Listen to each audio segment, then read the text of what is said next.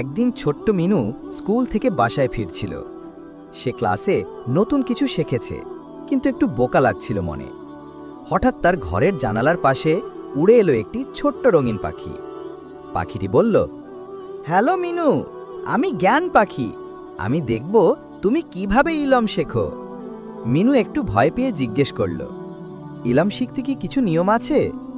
জ্ঞান পাখি হাসল এবং বলল, অবশ্যই। দেখো, ইলম শেখার 5টি সুন্দর আদব আছে। 1. আল্লাহর নাম নিয়ে পড়া শুরু করবে। 2. শান্ত জায়গায় বসে মনোযোগ দিয়ে পড়বে। 3. যতটুকু শিখো তা অন্যদের সাথে ভাগ করবে। 4. ভুল করলে লজ্জা নয়, সঠিকভাবে আবার চেষ্টা করবে। 5. পড়া শেষ হলে আল্লাহর কাছে ধন্যবাদ জানাবে। মিনু চোখ বড় করে জিজ্ঞেস করল, কিন্তু এটা সব মনে থাকবে কি?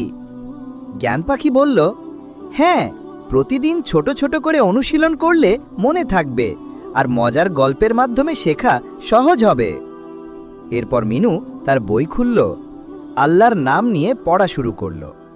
জ্ঞান পাখি তার পাশে বসে উড়ে উড়ে বলল, দেখছো, পড়াশোনাও মজার হতে পারে। দিন শেষে মিনু বুঝল, ইলম শেখার আনন্দ শুধু বই পড়ার মধ্যে নয়, শিষ্টাচার ও ধৈর্যের মধ্যেও লুকিয়ে আছে।